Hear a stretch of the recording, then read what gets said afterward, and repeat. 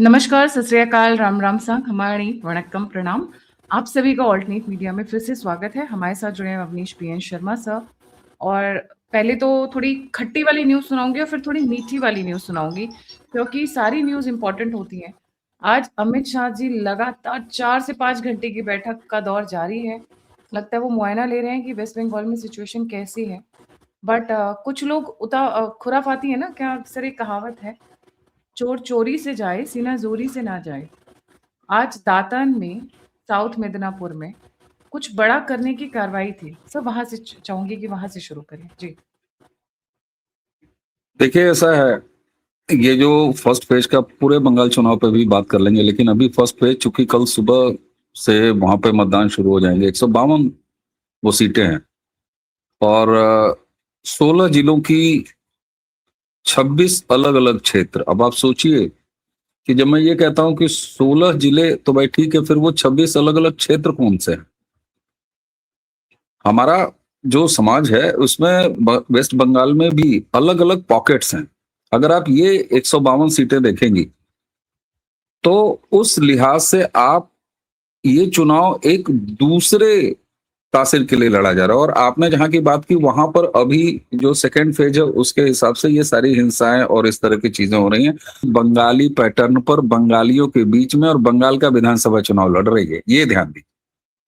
इसलिए मैं आपको बताऊं, जब आप कहीं गायत्री जी जाते हैं तो मान लीजिए आप किसी विशेष काम के लिए जा रहे हैं। काम का मतलब मान लीजिए आप चुनाव का माहौल भांपने जा रहे हैं, तो बट नेचुरल है कि आप बहुत सारे लोगों से मिलेंगे।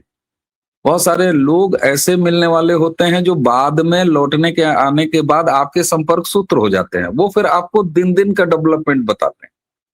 मैं आपको बताऊं, एक उदाहरण से, आपको सिर्फ एक उदाहरण दे रहा हूं, आपके दर्शकों को समझें कि पिछले कुछ घंटों में, कुछ दिनों में बंगाल के जमीनी माहौल में कितना बड़ा अंतर आया है।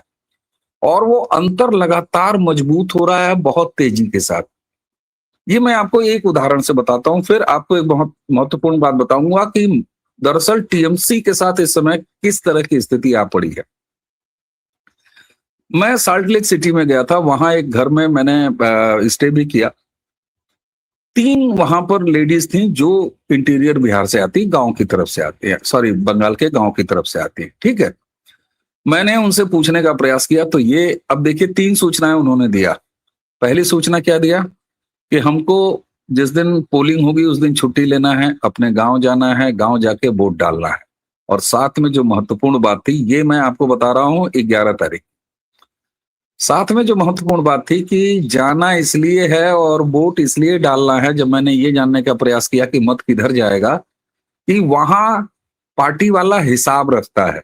या ध्यान दीजिएगा, पार्टी वाला हिसाब रखता है, यानी तृणमूल का नेटवर्क हिसाब रखता है कि कौन आया, किसको वोट दिया, कौन नहीं आया, किसने वोट नहीं दिया। लेकिन मैं आपको बताऊं, यह फीडबैक 18-19 तारीख आते आते बदल चुकी है। उन्हीं 3 महिलाओं से मुझे फोन पर यह बताया गया कि बदलाव इस स्थिति का है कि वो वोट डालने अभी भी जाएंगी, उन्हें मतदान के दिन छुट्टी अभी भी चाहिए, लेकिन अब उन्होंने साफ कहा है कि हम ममता के खिलाफ वोट करेंगे। अब मैं आपको बताऊं, दरअसल टीएमसी के साथ हुआ क्या है। अमित शाह जी का रोल भी आपको आ जाएगा, सिक्योरिटी लॉ एंड ऑर्डर का भी रोल इसमें दिखाई दे जाएगा। दरअसल आईपैक का जो मामला है, जिस पर सुप्रीम कोर्ट ने आज भी अभी थप्पड़ लगाई है टीएमसी को, ममता बनर्जी की सहमति होगी इसमें या असहमति होगी मैं नहीं जानता गायत्री जी, लेकिन अभिषेक बनर्जी ने पूरी पार्टी को आईपैक के हवाले कर दिया था। स्थिति तृणमूल की ये है कि उनका काडर, उनके एमएलए तक यह तय नहीं कर सकते कि कहाँ झंडा लगना, कहाँ बैनर लगना, कहाँ पर क्या किसका भाषण होना, कहाँ पर जुलूस निकलना, कहाँ पर कोई रैली निकलनी, कुछ नहीं। ये सारा काम आईपैक कर रही थी। आईपैक ने, जैसा आपको पता है, कि खुद को या तो विड्रा कर लिया या उसे विड्रा हो जाना पड़ा जिन भी मजबूरियों में। आज जिस समय आप हमसे बात कर रही हैं, टीएमसी की स्थिति ये है कि उनके काडर में कंफ्यूजन है, क्योंकि पर्चियां बांटने से लेके हर तरह का बूथ मैनेजमेंट, ये सारा काम आईपैक के हाथ में था। आईपैक ने अपने ऑफिसेज बंद किया, हालांकि अभिजीत बनर्जी के ऑफिस से ऑपरेट कर रहे हैं अभी उनके सीनियर स्टाफ। लेकिन अब यहां पर स्थिति क्या थी कि शुरुआत के समय में आईसीआर में उलझी रही, सुप्रीम कोर्ट से लड़ती रही, इलेक्शन कमीशन से ममता बनर्जी लड़ती रही। चूंकि पार्टी के काडर को अब आदत नहीं रह गई है पार्टी मैनेजमेंट की, जो कि सबसे बड़ी ताकत होती, वो आईपैक के हाथ में गई। आईपैक इस समय डिफंक्ट है, तो आप सोचें कि इतनी भ्रम की स्थिति है टीएमसी के प्रचार और इलेक्शन मैनेजमेंट में। ये मैं आपको ग्राउंड सिचुएशन बता रहा हूं, जो कि हर टीएमसी के क्षेत्र के मतदाताओं तक ये मैसेजिंग पहुंच चुकी है। तो एक जो हो गया स्ट्रक्चर पूरा स्ट्रक्चर एक ये स्ट्रक्चर, अब इसको सपोर्ट कौन करता था, इसको कौन साथ में एक्टिवेट करता था? एक्टिवेट जिन क्लब्स की हम बात कर रहे हैं, ये मैं आपको बताता हूं। कलकत्ता, अकेले कलकत्ता में लोग समझते हैं कि इन जिन हम कैरम क्लबों की बात करते हैं ये कुछ गुंडे मवाली छपरी टाइप के लोग होते हैं। नहीं, ऐसा नहीं है भाई साहब। बंगाल की राजनीति में क्लब कल्चर कितना घुसा हुआ है कि आप ये सोचें कि 860 करोड़ रुपए का सालाना बजट है, जो कि प्रॉपर सरकार द्वारा पास किया जाता है स्पोर्ट्स क्लब्स के नाम पर। अकेले कलकत्ता में 45,000 प्लस क्लब रजिस्टर्ड हैं। और क्लब भी कैसे कैसे, महिलाओं का गोल्फ क्लब, और ये मत सोचिएगा कि 4 महिलाएं 5 महिलाएं रहती है उसमें मेंबर। सारे क्लब्स एक अच्छे नंबर रखते हैं अपने पास, और अगर ऑन एवरेज मैं बोल दूं तो 70-80% हाउस होल्ड तक किसी न किसी क्लब की पहुंच है। और ये इतना बड़ा साइजेबल नंबर बनाते हैं कि ये एक न सिर्फ मतदाताओं का ग्रुप होता है जिसमें फास्ट मैसेजिंग होती है, एक तरह की राय बनाई जाती है। तो आप ये मत सोचिए कि ये केवल छपरी क्लब ही होते हैं। भाजपा ने ऑपरेशन क्लब मैनेज किया है चलाकर एक बाकायदे संगठित तरीके से, जिनमें आप मुझे ये बताइए, इलेक्शन अमित शाह वहां पर क्या रोटियां तोड़ रहे हैं? 4 घंटे की मीटिंग अब कर रहे हैं, सेकेंड फेज की तैयारी। फर्स्ट फेज की कॉपी डन करके रखी जा चुकी है, और जिसका नतीजा है कि 152 सीट पर ममता बनर्जी बैकफुट पर नजर आ रही हैं, चाहे उनकी भाषा देख लीजिए चाहे कुछ भी। ये 4 घंटे की मीटिंग तो सेकेंड फेज के लिए हो रही है।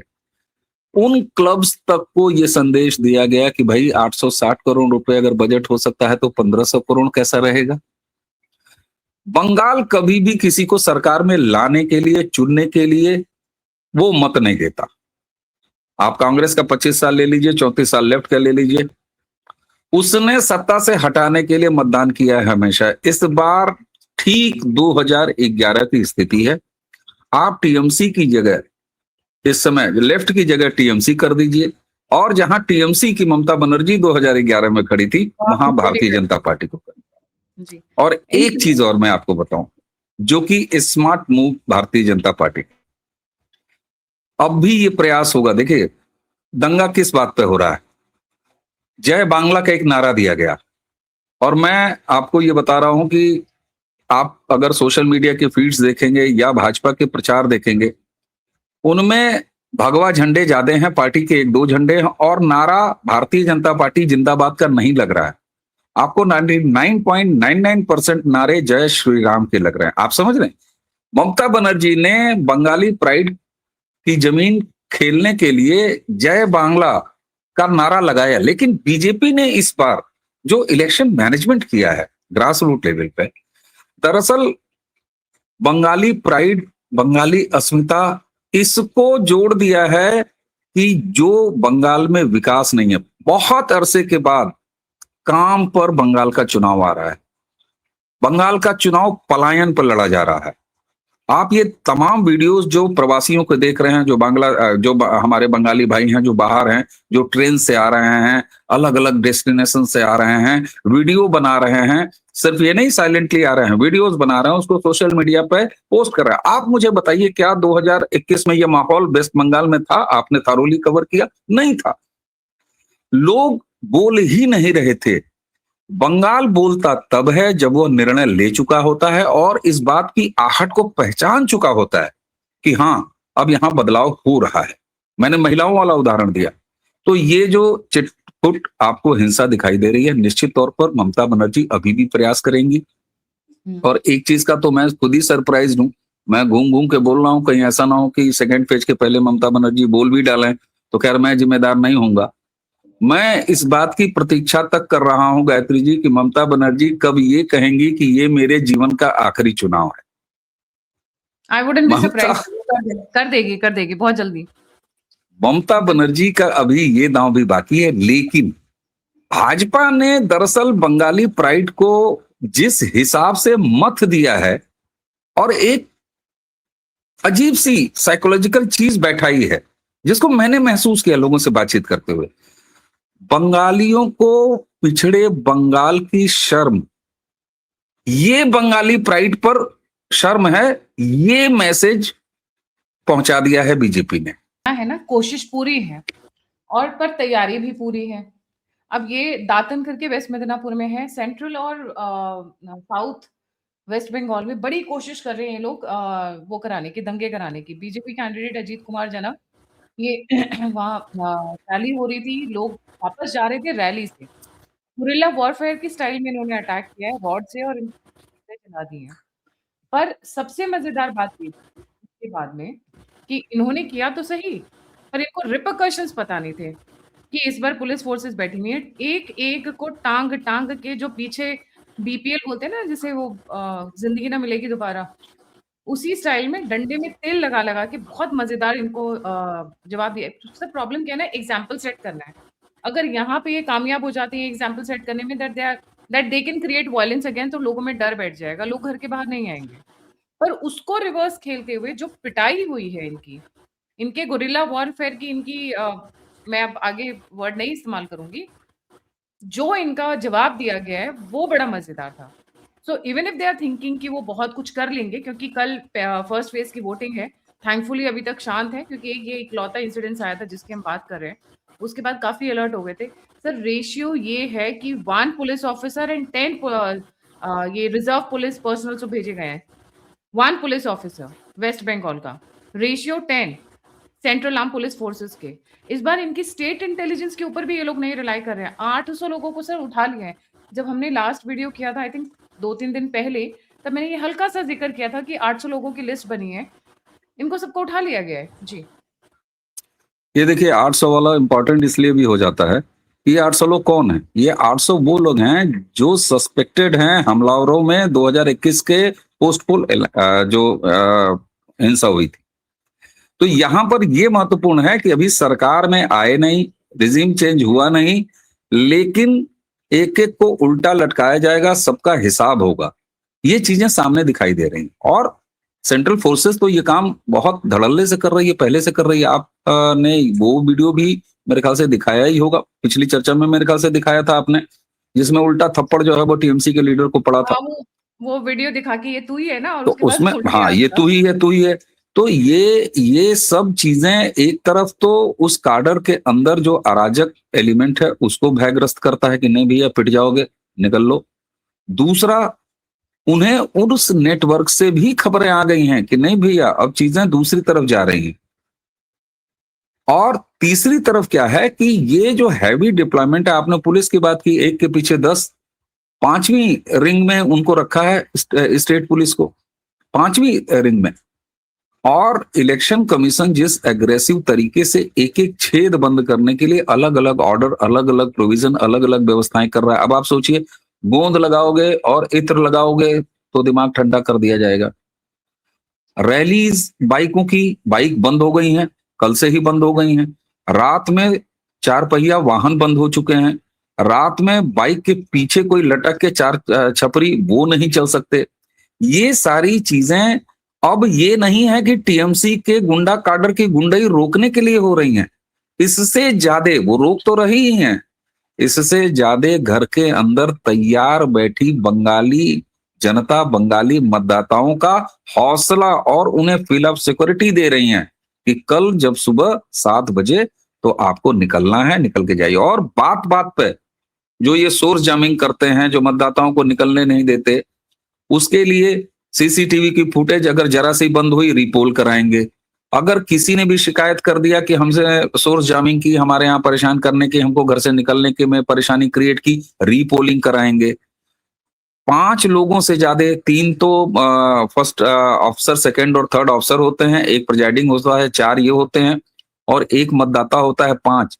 5 के अलावा अगर एक जो फ्रेम है जिसमें ये कवर हो रहे हैं, उस सीसीटीवी में अगर कोई छठा व्यक्ति दिखाई दिया तो रीपोल कराएंगे। यानी हर चीज का जवाब रीपोल कराएंगे। ये जो व्यवस्था की है, इस व्यवस्था से निश्चित तौर पर जो पहले की अराजकता थी उस पर कंट्रोल आएगा। और मैं फिर आपसे कहूंगा, चाहे चुनाव से पहले हो चाहे चुनाव के बाद हो, थोड़ा बहुत हिंसा की जो पानी है वो न बहे, ऐसा संभव नहीं है। इसलिए हम लोगों को उच्चतम आदर्श भी नहीं पालना चाहिए। मन दुखी होगा बिना मतलब कि नहीं, देखिए वहां डंडा चल गया। अरे साहब, जहां कत्लो गारद होता था, जहां गांव की सड़कों पर टायर जला के जाना मुहाल कर दिया जाता था, जहां 11 बजे के बाद पोलिंग बूथ बिल्कुल कब्जा करके और तमाम तरह की अराजकताएं की जाती थी, जहां पर 2011-10 में मरे हुए दादा जो है वो दादी जिंदा वाली से पहले वोट डाल के चले जाते थे, वहां पर आप कोशिश करेंगे कि साहब कुछ नहीं हो, तो इतने रामराज की कल्पना हम लोग न करें। मैं अभी भी कह रहा हूं, बंगाल की राजनीति को जो लोग भी जान रहे हैं, जो लोग भी थोड़ा समझ रहे हैं, बंगाल से देख रहे दर्शक इस बात की मेरी पुष्टि करेंगे कि पिछले 70, 72, 80 घंटों में बंगाल में बदलाव के लिए वो जो हवा चली थी, जिसे मैं तेज हवा देख के आया था, इस समय गायत्री जी आंधी में कन्वर्ट हो चुका है। मैं आपको बता रहा हूं। और यही वजह है कि आप ममता बनर्जी की बॉडी लैंग्वेज देखिए, उनके नेताओं की बॉडी लैंग्वेज देखिए। क्लब पे तो इतना शानदार काम हुआ है कि तृणमूल का एक विधायक बोल रहा था कि दिन में ये लोग हमारा काम हमारे साथ प्रचार करता है और रात को ये लोग भाजपा का काम करता है। तो स्थिति वहां तक गई है। अमित शाह ने जिस तरीके से अपना प्रवास बंगाल में बढ़ाया है, सुप्रीम कोर्ट ने जब इलेक्शन कमीशन ने ये तय करने का प्रयास किया था कि कब तक इलेक्शन के बाद वहां पर सेंट्रल फोर्सेस रहेंगी, आप याद कीजिए, कस्टोडियन के रूप में सुप्रीम कोर्ट ने कहा कि ये आपको तय नहीं करना है, ये हम डिसाइड करेंगे। यानी वह भी इस बात को लेकर कमिटेड है। और आज जिस तरह के थप्पड़ मारे हैं सुप्रीम कोर्ट ने, तो ममता बनर्जी के साथ कोर्ट में खेला होबे, यह भी संभावना समाप्त हो चुकी है। तो कार्नर्ड हैं। और आईपैक, एक उदाहरण आपको दे रहा हूं आईपैक का, बड़ा आसानी से दर्शकों तक भी पहुंचेगा। जैसे मान लीजिए ताऊ बैठा हुआ है घर पे, ताऊ चाचा हैं और घर में नए लड़के की शादी होनी है। वो ताऊ जिसने 50 शादियां करके लड़कियों को निकाल दी, सारी व्यवस्थाएं, हलवाई और ये बैंड बाजा सब करा दिया, लेकिन इस बार लड़कों में डिसाइड हुआ कि नहीं हमारी चलनी। उन्होंने 5 स्टार इवेंट मैनेज करने वाली एक कंपनी को ठेका दे दिया कि भाई गाड़ी से लेके दूल्हे को सजाने से लेके बारात सजाना सब कुछ तेरा काम है। गुड़चड़ी होनी है शाम को और 3 बजे पता चलता है कि वो इवेंट कंपनी काम छोड़ के फरार हो गई है। टीएमसी की आईपैक को लेकर यही स्थिति हो चुकी है। और एक बात कोई ना भूले, राजनीति होती है, वो भी वेस्ट बंगाल में भी बड़े कायदे की राजनीति होती है। ममता बनर्जी ने 100 विधायकों का टिकट काटा, क्या समझ रहे हैं वो सारे के सारे फूल खा रहे हैं, फूल बरसा रहे हैं ममता बनर्जी के ऊपर? वहां विद्रोह नहीं है। और फिर अमित भाई शाह वहां बैठे हुए हैं। बिहार के चुनाव में एक एक व्यक्ति जिस जिस सीट पर महत्वपूर्ण था उससे 1 to 1 की बातचीत और साइलेंटली वोट ट्रांसफर, ये जो बूथ मैनेजमेंट है, याद करिए मैंने आपसे बातचीत में अमित शाह जी के प्रवास के बारे में यही बोला था कि आपको अमित शाह जी वहां बैठ के बहुत सारा रोड शो रोज दिन में 18 चौकी सभाएं करते हुए नहीं मिलेंगे। वो 2 काम करते हुए मिलेंगे, बूथ टू बूथ अपने टीम को मैनेज करेंगे। दूसरा, ये धमक और संदेश देंगे कि भारत का गृह मंत्रालय इस समय वेस्ट बंगाल में स्थापित है, जो कि उनकी सेंट्रल फोर्सेस का भी माहौल बनाएगा, उनका भी हिम्मत हौसला करेगा। और उसी के साथ विधानसभा के चुनावी मैनेजमेंट को जिस तरीके से अमित शाह और ये 100 विधायक जो आज एक्स विधायक कहलाएंगे, ये विधानसभा भंग होने से पहले जिनको टिकट नहीं मिला है, वो ममता बनर्जी के लिए हार बना रहे हैं इन 100 सीटों पर।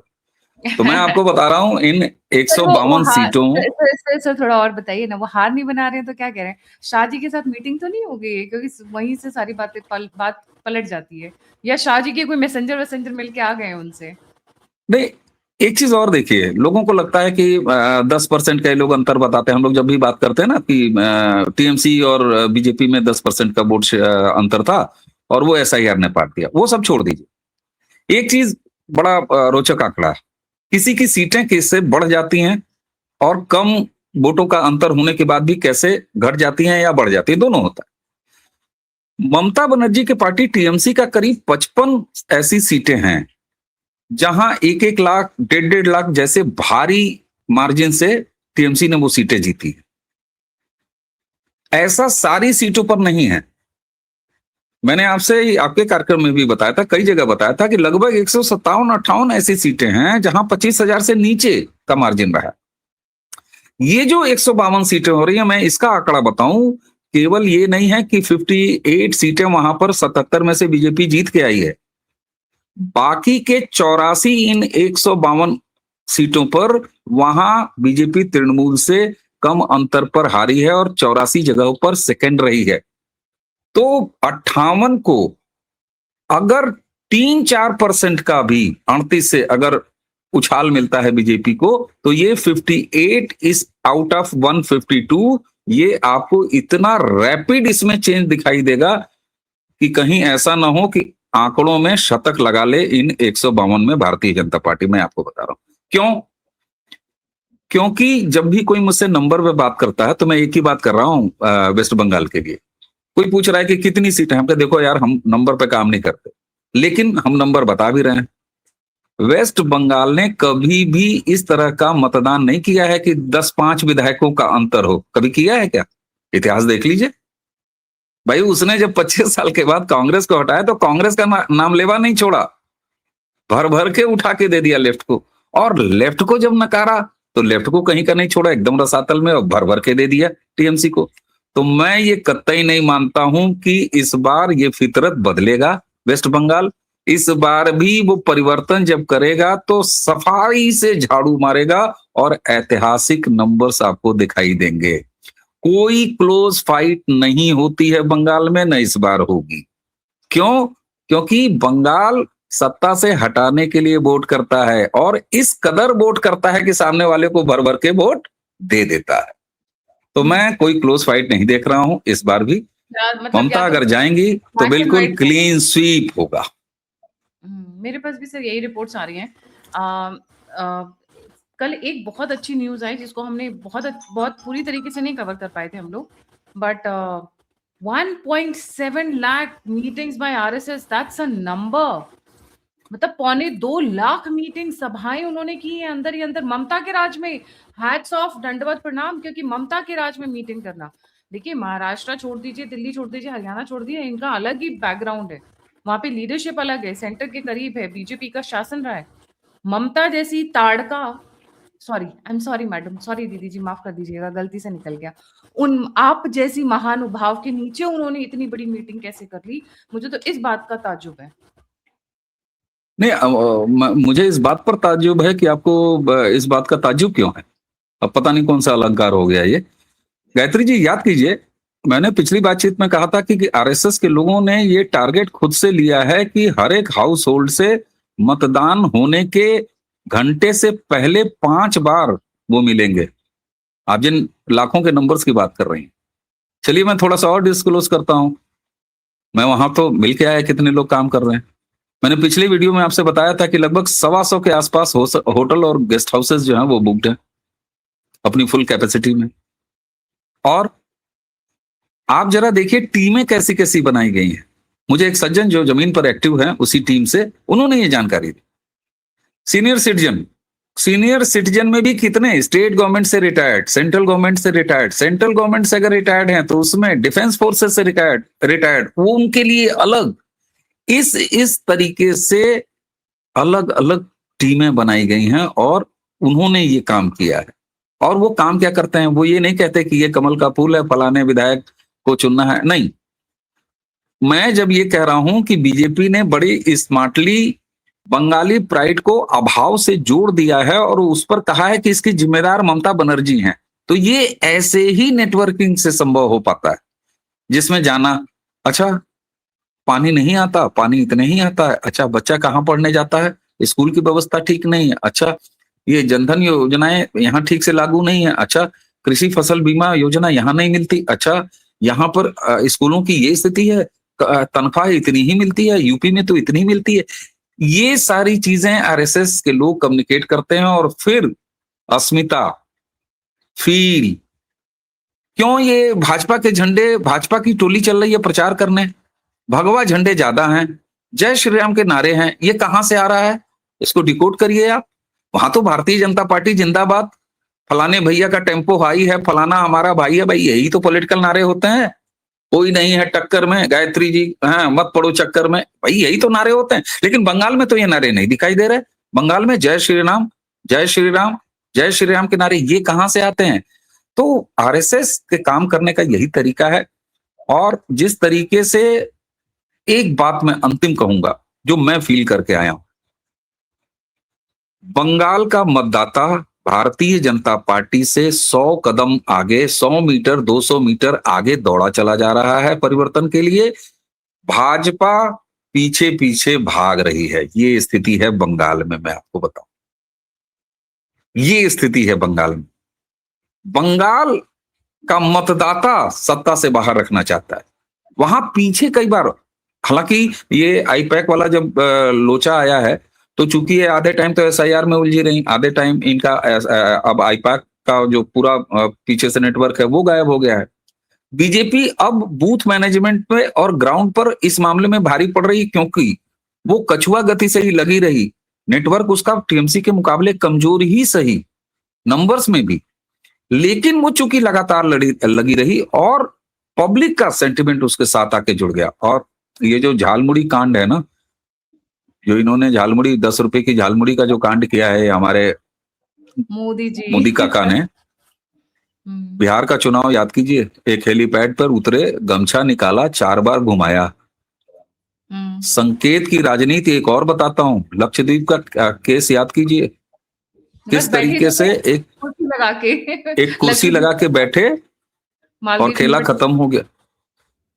मोदी जी के मामले में बंगाल में एक चीज और बता दूं, ये भी बड़ा जरूरी है। बंगाल की हर सीट पर नरेंद्र मोदी चुनाव लड़ रहे हैं।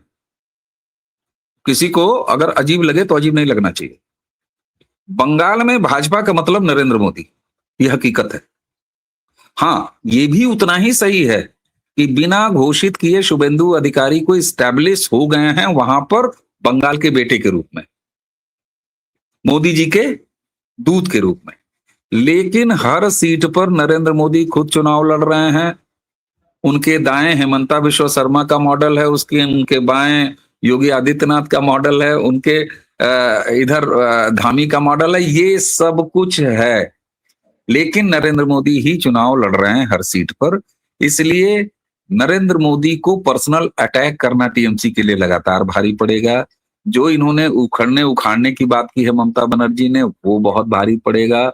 नरेंद्र मोदी के खिलाफ अगर आप नफरत करेंगे, एक एक वोट मजबूत हो रहा है। और मैं आपको और बताऊं, ये जो हिंसा की कोशिश अगर टीएमसी अब से जितनी करेगी, ये एक एक वोट और ज्यादा सहेज रही है और उस कमिटमेंट को और मजबूत कर रही है कि नहीं साहब, अब इनका जाना तो जरूरी है। जी, झालमुली के रिस्पॉन्स में इन्होंने कहा, मैं ढोकला खाती हूँ, आप मछली खा के दिखाओ मोदी जी। मतलब अपने अनुराग ठाकुर बैठ के मछली पार्टी कर रहे हैं पूरे बिहार, पूरे बंगाल में, अलग अलग जगह पे। इनका पूरा मछली कांड झालमुड़ी से धो दिया गुजराती भाई ने। एक झालमुड़ी उन पे काफी भारी पड़ गई। बट इसके साथ साथ बंगाल में सर, ये जो दागी लोगों पे को कब्जे में लिया गया ना, ये सबसे बड़ा बूस्ट है, would say confidence building major है। और ये भी बताता है ना, नहीं ये भी बताता है कि अगर गृह मंत्री और प्रधानमंत्री कह रहे हैं कि यहाँ पर कायदे से सबका हिसाब होगा, भाई सबका विश्वास सबका विकास कहने वाला सबका हिसाब कह रहा है, ये वो कमिटमेंट दिखाता है। और ठीक उसी समय 2021 के पोस्ट पोल जो हिंसा हुई थी, उसके सस्पेक्टेड जो 800 लोग हैं, उनको आइडेंटिफाई किया है और उनको उठाने का क्रम जारी है। तो ये तमाम चीजें, ये आगे बढ़ के ये दिखाता है कि हम सरकार में आ गए। आप ये समझें।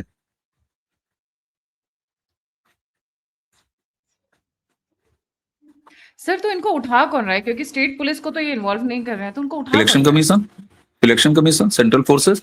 भाई देखिए, इलेक्शन कमीशन का काम क्या है? साफ सुथरा इलेक्शन कराना। और साफ सुथरा इलेक्शन जिसने नहीं कराया है उसको पहचानना किसका काम है? इलेक्शन कमीशन का। तो इलेक्शन कमीशन ये पड़ताल कर रहा है कि 2021 में वो कौन-कौन से सस्पेक्ट लोग थे, जो 2021 में हिंसा किए, जो तमाम मारकाट किए, उन्हीं से हमको इस चुनाव के साफ-सुथरा ना होने देने में संदेह है। इसलिए उनके पास ग्राउंड है, आधार है, वो उठा रहे हैं और इलेक्शन कमीशन को पहचान करा रहा है। ये स्टेट गवर्नमेंट का काम है। मैंने खुद अपनी आंखों से देखा, सेंट्रल फोर्सेस चल रही हैं, उनके साथ 1-2 जो हैं ममता बनर्जी के पुलिस लगे हुए हैं, क्योंकि रास्ता भी तो बताना है, वो तो बाहर की फौज है और कई जगह ट्रांसलेटर का काम कर रहे हैं वो। मैंने अपने आंखों से देखा, गाड़ी चेकिंग में मेरी गाड़ी जो है वो एक ही शाम को साल्ट लेक से उधर आते हुए मेरी भवानीपुर की तरफ से 3 से 4 बार चेक हुई। अब उसमें जो एक तरह से अनुवाद, चूंकि मैं खुद हिंदी बोलने वाला था, तो सेंट्रल फोर्सेस का वो आदमी जो जवान अफसर ने बोला, मैंने जवाब दिया कि यहाँ से आए हैं, इसलिए आए हैं। लेकिन वहां पर जहाँ जो बंगाली है, तो उसके लिए वो तर्जुमा करने का काम कर रहे हैं। तो उनको तो एक तरह से दुभाषिया और पीछे-पीछे लगा दिया 5वीं सर्किल में। वो फटक भी नहीं सकते पोलिंग बूथ के आसपास। हम्म। ये काम किया है। सर एक लास्ट क्वेश्चन, ओपिनियन पोल्स क्या कह रहे हैं इस बार? बंगाली, उनका चावल देख लीजिए सब के सब। हालांकि मैं उतना कान देता नहीं इन तमाशों पर, ओपिनियन पोल और इन तमाम चीजों पर। मैं एक ही चीज कहता हूं, मैं बार बार कह रहा हूं, मैं नंबर्स की जब बात आती है तो मैंने अभी क्या कहा कि भाई बंगाल का फितरत देख लीजिए ना, वो झाड़ू लगा देता है सामने वाले पे। तो अगर बदलाव होगा तो झाड़ू लगाएगा। ये 10-5 वो नहीं होगा। 150 पा रहा मार है दिखाना, फलाने, मार 160 पा रहा है दिखाना। फलाने। बंगाल ये नहीं करता मेरे भाई, इसलिए इस जितने बार भी ये ओपिनियन पोल हैं वो सब बेकार जाएंगे, मैं बता रहा हूं। या तो इस बंगाल बार क्लोज फाइट नहीं देता कभी ना गायत्री जी, कभी नहीं देगा कि 8 विधायक गायत्री जी के पास अधिक हैं, 8 से जो है वो आपने सरकार बना ली और हम लोगों को फिर 2 दिन लोग मीम बनाए कि मोटा भाई ऐसे स्कूटर पर बैठ के जा रहे हैं, 5 विधायक वहां से लाएंगे 4। बंगाल ऐसा नहीं करता। बंगाल ये कभी नहीं करता। बंगाल जिसको विदा करता है उसको आमूल चूल परिवर्तन के साथ विदा कर देता है, कोई गुंजाइश नहीं रहती। वापस लौटने की भी गुंजाइश नहीं रहती है ना ना ना ना, बात। वो दूर तक छोड़ के आता है, देख बता कि मतलब चला गया कि नहीं चला गया। इसीलिए अच्छा, एक चीज और बड़ा इंटरेस्टिंग है, ये जो भद्रलोक के बारे में हम लोग पूछते रहते हैं ना कि भद्रलोक कहाँ जाता है भद्रलोक। मेरी एक सीनियर बंगाली जर्नलिस्ट से बात हुई, मैंने कहा कि ये भद्रलोक उसके साथ क्यों चला जाता है या नहीं। मैंने व्यंग्य किया, मैंने ये व्यंग्य किया कि भद्रलोक तो दादा हमेशा उसको वोट करता है जिसकी सरकार बन जाती है। तो वहां से उन्होंने कहा ना ना ना, ऐसा नहीं है। दरअसल भद्रलोक सत्ता के जिसकी सरकार आई है उसमें उसका नंबर है, स्टेक है, वोट है। इसके लिए वो जो सत्ता में आने वाला होता है महक लेता है, डिसाइड करता है और तब वो वोट करता है। तो मतलब दे ये already want to be near the power, तो वो तो पहले भाप के स्टेप्स पहले ही ले लेते हैं। ये तो मेरा तंज था। उनका ये था कि नहीं, ऐसा नहीं है कि सत्ता के साथ रहता। वो जिसकी सत्ता आती है उसमें अपने नंबर्स चाहता है कि यस, ये काम करने में मैं भी हूं, एक ईंट मेरी भी है। वो ये फील है। तो इसके लिए क्या जरूरी है कि किसकी सत्ता आ रही है, और ये बड़ा आराम से महक लिया है भद्रलोक क्यों है कि किसकी सत्ता आ रही है। तो एक वो टॉपअप जो आता है ना, वो आता है। और वेस्ट बंगाल के चुनावी बाजार में केवल 2.5 से 3% का पूरा खेला है। 2.5 से 3% जिसके पास आया, और आप देखेंगी कि सीटों का अंतर बहुत ड्रास्टिक होगा, लेकिन तृणमूल और बीजेपी का वोट शेयर लगभग बराबर होगा। कहीं ऐसा ना हो दोनों 40-41 पर टिकी रहे। ये बड़ा खतरनाक सिचुएशन हो जाएगा। जी जी, thank you so much sir. अभी तो कल देखते हैं, कल फर्स्ट फेज ऑफ वोटिंग है। ऑल कल द शाम तक बेस्ट। पता लग जाएगा। कल शाम तक बहुत बहुत हद तक आइडिया लग जाएगा, मैं ये बोलूंगी। अरे वो होता है ना कि हमको ये भले ना कुकर खोल के पता चले कि इसके अंदर क्या पकवान है, लेकिन महक से पता चल जाता है कि पूड़ियां छन रही हैं कि पराठे सिक रहे हैं। तो वो कल शाम तक आ जाएगा। कल शाम तक आ जाएगा। So all the best for all the people there, because बहुत लोगों ने बहुत मेहनत की है। हम बहुत। जानते हैं मतलब कमर तोड़ वेस्ट बंगाल में ममता के नीचे काम करना। यू अंडरस्टैंड कि वो कितनी महानुभाव है, कि अच्छे अच्छे उनसे डर जाते हैं। खुद सेंट्रल गृह मंत्री को वहां बैठना पड़ा 15 दिन। तुम इसी बात से माना जा सकता है कि कितनी स्ट्रॉन्ग पावर्ड लेडी है। बहुत जबरदस्त टक्कर दी है। विश मतलब ये अच्छा होता है, ये विश थी कि अगर वो इस साइड होती आइडियोलॉजी के तो क्या कह ढाती। मतलब तब तो वो मोदी रही हैं वाजपेयी जी के समय रही हैं, ऐसा नहीं। अरे सर, तब वो उतनी मेच्योर नहीं थी, तब वो सीखने वाली कैट, तब वो कार के ऊपर डांस कर रही थी, वो जो उनकी फोटोग्राफ बहुत वायरल हुई थी, तब वो सीख रही थी। अब बहुत घनी तरीके से मेच्योर हो चुकी हैं। वो thank you Jyoti so Basu much के सामने। Thank you. Jyoti ji. Thank you so much sir for joining. जाने से पहले सभी व्यूअर्स से रिक्वेस्ट है, please don't forget to like, subscribe and share the alternate media. अगर आप मुझसे जुड़ना चाहते हैं, इन्फॉर्मेशन शेयर करना चाहते हैं, सभी लिंक्स डिस्क्रिप्शन बॉक्स में है। आप हमको सपोर्ट और मदद करना चाहते हैं तो दिए हुए नंबर और यूपीआई पे आप कर सकते हैं। इसी के साथ जय हिंद, जय श्री राम, हर हर महादेव। नमस्कार, प्रणाम।